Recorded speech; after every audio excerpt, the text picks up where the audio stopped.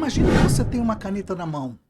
De um lado, assinar um documento que traz 100 bilhões para hospitais e escolas, mas com risco de um desastre ecológico na margem equatorial da Amazônia. De outro, pode proteger o meio ambiente, mas manter milhões de brasileiros na pobreza extrema. Se você hesitou, parabéns. Você acaba de entrar no campo de batalha da ética. O que decide o seu voto, o seu salário e até a paz mundial não são apenas os políticos. São teorias criadas há séculos que governam o mundo agora, em 2026. Hoje eu vou te dar o código secreto para entender como o poder realmente funciona. Nós vamos mapear as engrenagens invisíveis da realidade. Primeiro, o utilitarismo. Por que governos aceitam sujar as mãos por números? Depois, a deontologia, o dever absoluto que está sendo quebrado nas fronteiras e nos seus dados privados. E por fim, a ética das virtudes. Afinal, por que votamos em personalidades explosivas e não em ideias? No final, você verá que a inteligência artificial que decide seu crédito ou o algoritmo do seu feed tem um lado moral, que não é decidido pelo computador ou pelo sistema, mas por pessoas, obviamente. E esse algoritmo pode não ser o seu. Passamos a vida inteira tomando decisões, desde as mais triviais, como, por exemplo, como tratamos um colega de trabalho que nos irritou, até os mais consequentes, como definimos nossa posição em dilemas que afetam comunidades inteiras. Ok? A questão é, como que nós tomamos essas decisões? Agimos por impulso, por costume ou por algum princípio que conseguimos articular? As teorias morais funcionam como bússolas nessa navegação, mas ela não trabalha com fórmulas rígidas, que eliminam a responsabilidade pessoal, mas sim com marcos de orientação que nos ajudam a pensar com clareza sobre o que realmente importa. Elas nos oferecem linguagem e estrutura para sair da confusão emocional e acessar nossa inteligência ética. No plano pessoal, essas teorias moldam como nos relacionamos. Quando compreendemos os princípios subjacentes à empatia e ao respeito mútuo, não apenas agimos diferente, mas nos tornamos diferentes. Deixamos de ser prisioneiros de nossas primeiras reações, impulso, raiva, ódio, né? E acessamos capacidades de compreensão mais profundas. O colega que nos irritou deixa de ser apenas uma ameaça para ser visto em sua vulnerabilidade e contexto. Mas a importância não para ali. Vivemos em sociedades cada vez mais complexas, onde nossas escolhas ressoam além de nossos ciclos imediatos. As teorias morais nos dão ferramentas para justificar nossas decisões, e não para convencer os outros, mas para garantir que estamos sendo genuinamente responsáveis por elas. Quando posso explicar por que fiz algo, quando consigo defender minha escolha racionalmente, assumo a propriedade dela. E é exatamente esse tipo de pensamento reflexivo que distingue uma sociedade que apenas sobrevive de outra que realmente aspira à justiça. Jeremy Bentham, o utilitarista mais famoso, né, disse que a moralidade é matemática pura. É o maior bem para o maior número de pessoas possíveis. No Brasil de 2025, isso é a base do orçamento. Quando o governo taxa 141 mil super ricos para financiar a isenção de impostos de 15 milhões de trabalhadores, ele está fazendo um cálculo utilitarista. Ele sacrifica a utilidade de poucos para aumentar a de muitos. Mas cuidado, o utilitarismo ele é frio. Ele aceita sacrificar o indivíduo se o resultado final for positivo. Para um utilitarista, você é apenas um número em uma planilha de Excel. Stuart Mill ainda sofisticou mais esse cálculo. Ele disse o seguinte: é melhor ser um Sócrates insatisfeito do que um porco satisfeito. Louco, né? Frase louca, não é para pensar. Ele diferencia prazeres inferiores, que ele considera vícios, de prazeres superiores, que ele considera o intelecto. Em dezembro de 2025, agora, próximo, a Austrália usou os conceitos de Mill para banir redes sociais para menores. O Estado decidiu que o prazer imediato do TikTok, aquele prazer de Bentham, né, que foi o antecessor de Stuart Mill, é inferior e destrói o bem-estar mental. Mas fica aí a provocação. Quem deu ao Estado o direito de decidir qual prazer é superior para você? Isso é proteção ou paternalismo autoritário? Eu coloquei a pergunta, mas obviamente vocês devem desconfiar do que eu acho, né? Se algo faz mal às pessoas, é óbvio que deve haver um controle, certo? Mas esse controle não pode virar censura. Eu já pude dizer isso em outras aulas. O utilitarismo defende que a ação correta é aquela que gera o maior bem-estar para o maior número de pessoas. Já dito. Um exemplo clássico ocorre na saúde pública. Em uma emergência, médicos priorizam pacientes com maior chances de sobrevivência com os recursos que têm. No entanto, a teoria enfrenta críticas. A primeira é a dificuldade de medir a felicidade. Afinal de contas, como que nós podemos comparar o valor de um prazer de um grupo com a dor de um indivíduo? A segunda é o risco de justificar atos injustos. Imagine, por exemplo, um governo que viola a privacidade dos cidadãos monitorando mensagens. Eles podem alegar que isso aumenta a segurança geral, mas a crítica aponta que os direitos individuais estão sendo sacrificados em obra. Para resolver isso, defensores contemporâneos propõem o utilitarismo de regra. O que seria isso? Em vez de analisar cada ato isolado, devemos seguir regras que tragam benefícios a longo prazo, como, por exemplo, nunca mentir ou respeitar a justiça. Pois numa sociedade baseada na confiança, é, no fim das contas, mais feliz e estável. Existem coisas que são erradas sempre? Não importa o benefício? Questão interessante, né? Se você disser sim, você é um deontologista. A ética do dever diz que as pessoas nunca são um meio para um fim. Em 2025, o mundo bateu o recorde de 117 milhões de refugiados.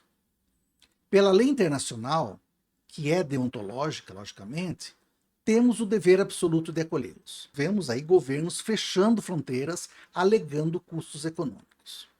Quando tratamos um ser humano como um custo, estamos rasgando a ética de Immanuel Kant.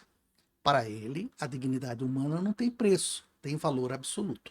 Mas deixo claro que essa discussão sobre a imigração, ela tem muitas nuances. E eu vou fazer um vídeo especificamente sobre isso, apontando quais são os argumentos para quem defende o controle e os argumentos para quem não defende o controle, sem usar o radicalismo dos extremos, tá? Porque existe aí uma discussão séria e ética que precisa ser levado bastante em consideração.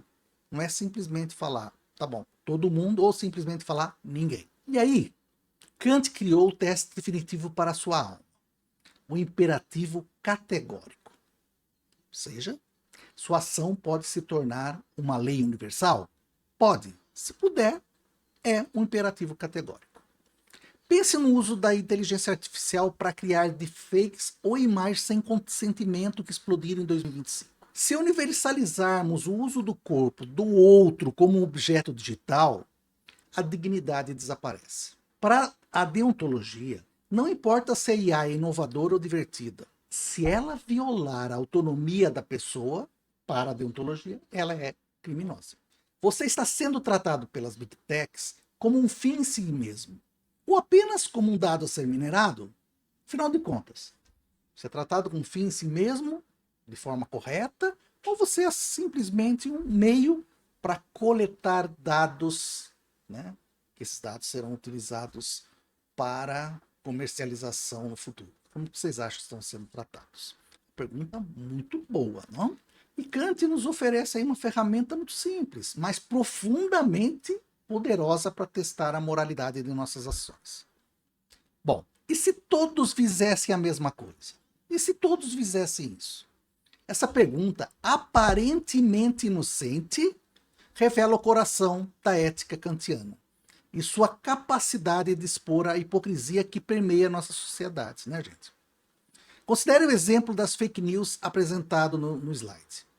Alguém que propositalmente dissemina informação falsa para beneficiar seu candidato político está, na verdade, fazendo o quê? Minando a própria possibilidade da política existir. A política depende de um mínimo de confiança compartilhada, de que as pessoas, por mais que discordem, estão operando com base em fatos comuns. Se todos mentissem estrategicamente, essa confiança colapsaria. Não haveria mais espaço para debate democrático, apenas para o confronto brutal entre narrativas rivais. É aqui que Kant é verdadeiramente brilhante. Ele não apela para sentimentalismo ou consequências práticas vagamente definidas. Ele apela para a lógica interna das nossas ações.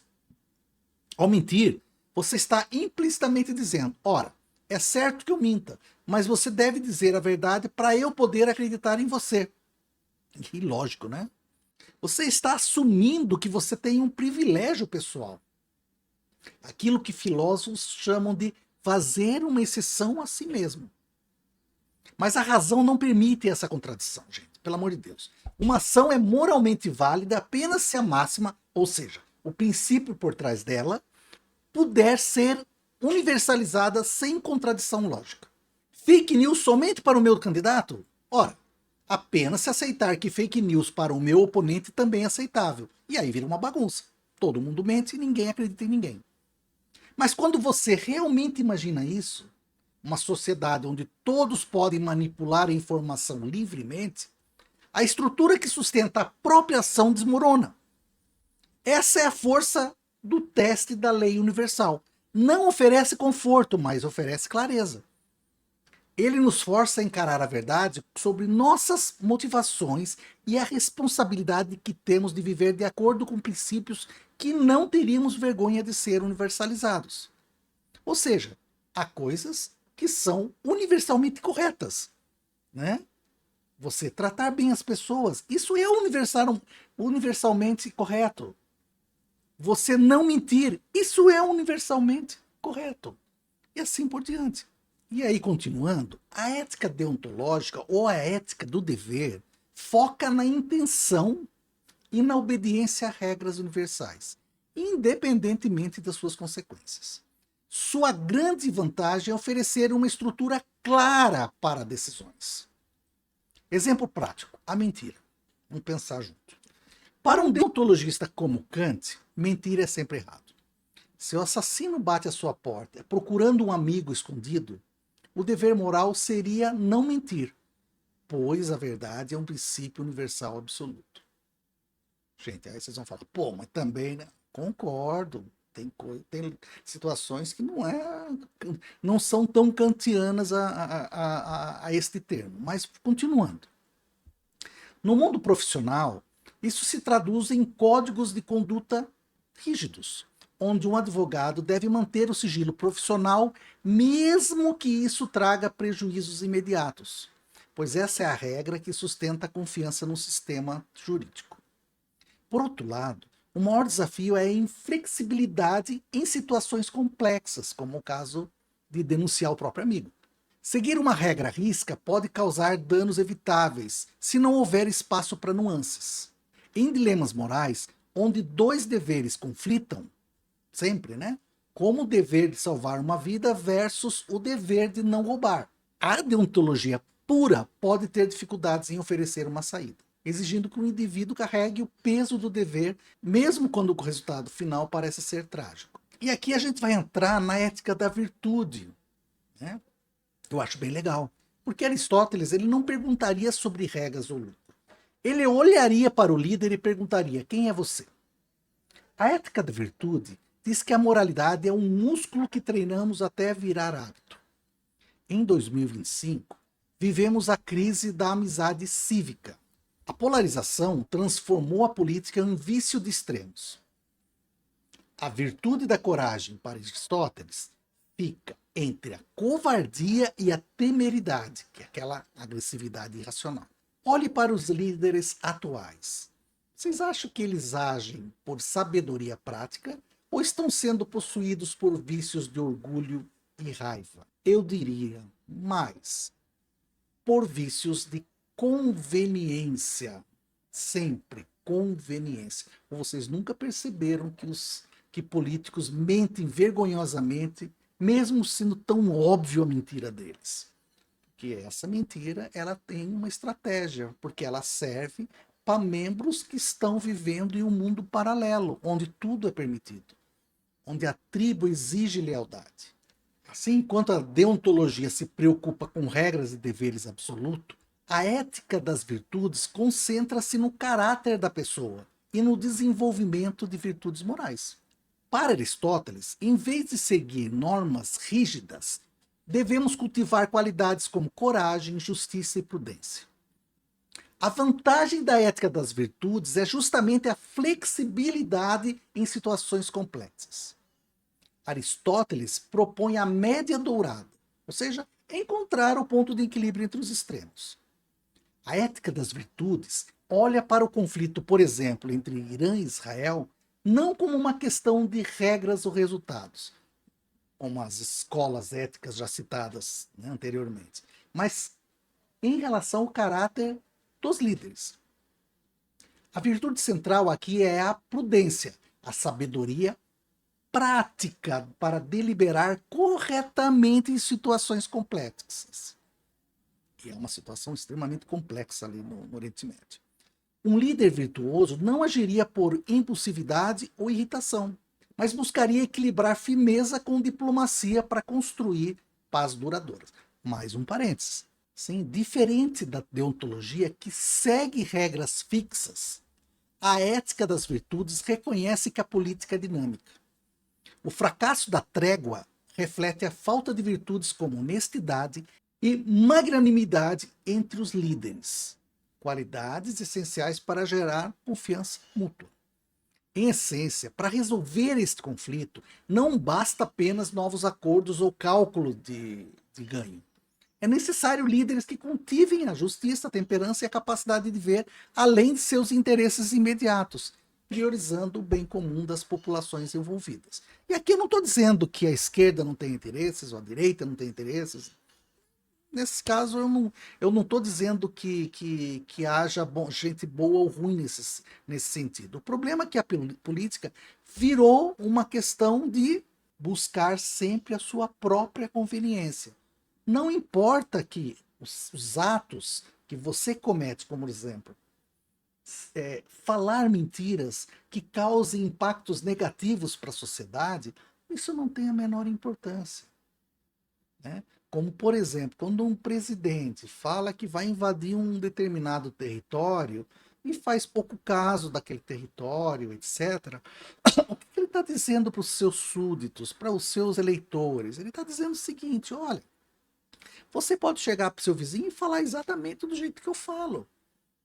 Ora, se eu sou o líder e falo dessa forma, você está liberado para falar dessa forma também.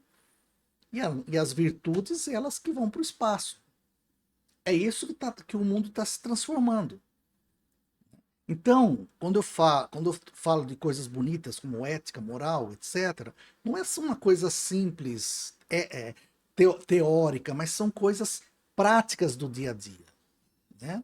E a política, ela nos ajuda muito a ver como o mundo ele vai se transformar. Né? E nós estamos vendo que de 10 anos para cá o mundo não se transformou numa coisa melhor, definitivamente. Agora eu vou falar sobre uma escola ética muito bonita, que é a ética do cuidado. E também vou falar um pouquinho do contrato social 2.0. Inclusive eu tenho um vídeo sobre o contrato 2.0 aí no canal. Ele diz que devemos ceder liberdade para o Estado em troca da nossa segurança.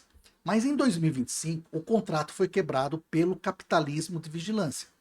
Ao mesmo tempo, a ética do cuidado surge como um grito. Enquanto homens de poder discutem fronteiras e mísseis, quem está cuidando das crianças no Sudão ou em Gaza? A ética do cuidado diz que a justiça abstrata é cega se ela ignorar a dor real. Esse é que é o problema.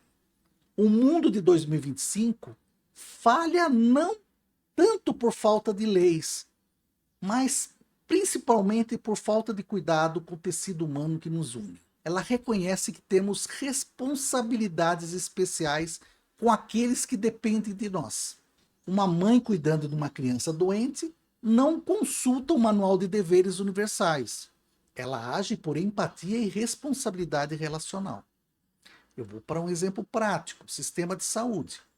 Um hospital que segue apenas a deontologia faria o que é legalmente correto. Uma visão utilitarista priorizaria salvar mais vidas com menos recursos. Mas a ética do cuidado pergunta: como posso responder às necessidades específicas e à dignidade de cada paciente vulnerável? Porque as pessoas têm vulnerabilidades diferentes, elas têm necessidades diferentes, elas têm demandas por saúde diferentes. E aí, isso não inclui só tratamento médico, gente, mas inclui também acolhimento, escuta e apoio emocional. Coisas que não podem ser reduzidas a regras ou números. A relevância contemporânea é crucial. Vivemos em crises, o tempo todo em crise. É pandemia, é desigualdade social, é crise ambiental, é um raio que parta, não é isso? Que exige responsabilidade mútua e solidariedade. Coisas que parecem ser, né, de outro século. O pessoal deve ter esquecido disso. Né? O que importa hoje é bater no adversário, ou seja, que não é mais adversário, bater no inimigo, o tal do antagonista. Né? Mas a gente precisa tentar mudar um pouco isso. E a ética do cuidado, ela tenta resgatar exatamente essa dimensão humana, frequentemente ignorada por sistemas racionais puros. Em essência, ela diz: não basta agir corretamente ou produzir bons resultados. Você precisa cuidar daqueles cujas vidas tocam a sua, com atenção, respeito e engajamento genuíno.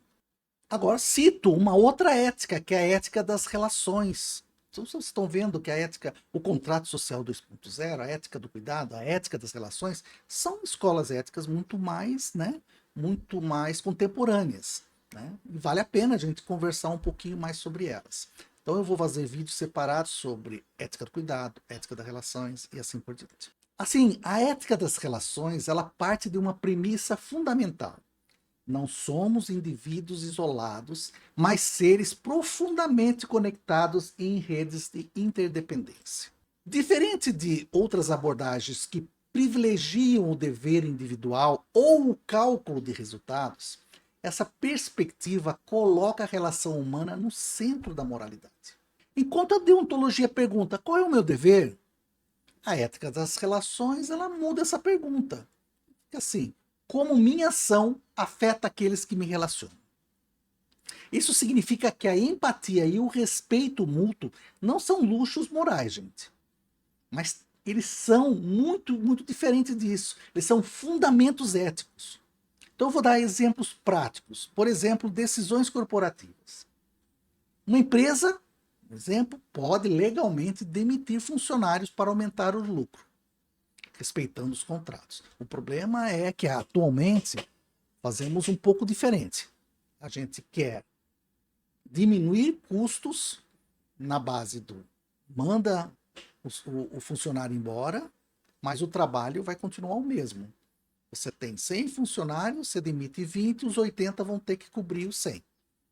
Mais ou menos o que está rolando nos dias de hoje. Mas sobre a ética das relações, essa decisão de simplesmente mandar embora o funcionário porque você quer de qualquer forma cortar custos, até porque muda, todo CEO que muda, ele quer cortar custos. Né? Então tem cada vez mais trabalho para cada vez menos pessoas. Essa decisão, obviamente, é moralmente questionável, porque ignora a vulnerabilidade e a confiança que esses trabalhadores depositaram na instituição. Uma abordagem relacional buscaria alternativas que preservassem a dignidade e o bem-estar mútuo. A grande contribuição dessa ética é reconhecer que responsabilidade ética emerge das interações sociais, não apenas de regras abstratas. Ela promove comunidades mais coesas e solidárias, onde as pessoas consideram não apenas seus direitos, mas também as obrigações com os outros. Em tempos de fragmentação social, a ética das relações oferece um caminho. Lembrar que somos uns para os outros e que uma sociedade justa depende de vínculos de cuidado mútuo e reconhecimento da interdependência. E aqui eu trago para vocês as ideias de dois filósofos. E aqui eu vou trazer primeiro as ideias de James Rachels. Então, Rachels, ele propõe um caminho pragmático para a ética contemporânea. Reconhecer que nenhuma teoria isolada captura completamente essa complexidade moral. Seu pensamento emerge como uma síntese inteligente, que resgata o melhor de diferentes tradições sem cair no dogmatismo. O grande insight de Rachels é que devemos pensar eticamente como seres que vivem em comunidades reais, onde precisamos tanto de orientação racional quanto de caráter pessoal. Não é suficiente apenas calcular consequências ou seguir regras abstratas. Precisamos também de sabedoria prática e autoconsciência sobre quem estamos nos tornando através de nossas escolhas. Sua abordagem reconhece a realidade dos dilemas morais. Frequentemente estamos presos entre interesses conflitantes, necessidades contraditórias, e muito provavelmente não há uma solução perfeita. Por isso, a razão imparcial ela é essencial, gente. Ela nos permite sair do egoísmo puro e considerar genuinamente a situação dos outros. Mas essa razão não é fria e desumana. Ela está enraizada em um compromisso com o bem-estar concreto das pessoas envolvidas. O que torna Rachels especialmente relevante é a sua insistência em que a filosofia moral não é um exercício acadêmico isolado. A moralidade é sobre como vivemos, quem somos e como afetamos aqueles ao nosso redor, e o que eu tento fazer o tempo todo nessas aulas. Uma ética adequada, ela precisa orientar nossas ações cotidianas, ajudando-nos a navegar decisões reais com honestidade e responsabilidade. Vamos lá, agora eu vou trazer para vocês as ideias de Luc Ferry, que é um outro filósofo contemporâneo muito conhecido. E ele nos oferece aí uma resposta profundamente humanista para aqueles que buscam significado moral fora do framework religioso, fora da esfera religiosa. Sua filosofia reconhece que o transcendente, aquilo que nos eleva além do cotidiano, não precisa ser divino. Pode ser encontrado nas relações humanas autênticas e no cultivo deliberado de valores que nos tornam melhores. O ponto de partida de Ferry é uma crítica perspicaz, ou seja, a modernidade nos deixa órfãos de sentido. Rejeitamos os dogmas religiosos por vários motivos, mas frequentemente nos vemos vazios de propósito. Sua resposta é simples, mas profunda. A ética não é construída sobre verdades reveladas, mas sobre a compreensão de que somos seres relacionais que encontram plenitude no outro. O amor ao próximo não é um mandamento imposto de cima, mas um reconhecimento racional de que nossa humanidade se realiza através do cuidado. Mas Ferry é também um filósofo realista. Ele não promete felicidade. É bem legal o livro dele é bem interessante. Essa busca frenética por estados emocionais positivos que alimenta a ansiedade contemporânea. Não.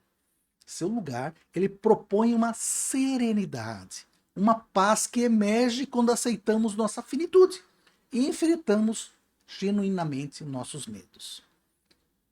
Não a morte que negamos, mas a morte que compreendemos e integramos em nossa visão de vida. Muito legal o livro dele, realmente eu gostei muito. Essa serenidade é conquistada através de uma educação que começa no âmbito familiar e se estende socialmente. Ferry enfatiza que valores não são absorvidos passivamente. Eles precisam ser ensinados, vividos e praticados. Uma filosofia laica não é fria ou austera. É profundamente espiritual em seu compromisso com a dignidade humana, com a justiça, com o cuidado do mundo e do próximo. E para espanto de vocês, eu vou falar da ética das máquinas. Ou seja, o algoritmo decide quem vive. Para encerrar o maior dilema do nosso século, eu perguntaria: quem o carro autônomo deve salvar em um acidente? Dados do MIT, com 40 milhões de decisões, revelam que o Brasil tem um viés perigoso. Tendemos a salvar pessoas de status social elevado e jovens. Em um mundo onde a IA vai demitir, ou pelo menos calcula-se, né, que vai demitir 85 milhões de pessoas até o fim de 2026, quais valores estamos codificando? A IA é o espelho de nossas falhas morais. O futuro não será decidido, portanto, por programadores, mas por aqueles filósofos que definirem as regras que as máquinas vão seguir. Em vez de filósofos, podem colocar figuras como engenheiros de informação ou mesmo os executivos das grandes Big Techs. Como vocês podem ver, a ética não serve para te dizer o que é bonitinho. Ela serve para você perceber como você está sendo manipulado. O Brasil de 2025 é o país mais desigual entre 56 nações, com um índice de 0,82. É um índice de desigualdade bem alto, tá? Tá melhorando, mas ainda é alto. Se você ignora essas teorias, você é um passageiro em um carro autônomo programado por outros. Se você as entende, você assume o volante. Qual dessas bússolas você vai usar amanhã? O cálculo do lucro, o peso do dever ou a força do caráter? Comenta aqui embaixo, né, no site, e não deixe que decidam por você. Se você gostou do vídeo, né, por favor, deixe seu like, toque o sininho, se inscreva se achar adequado e nos vemos em breve. Grande abraço.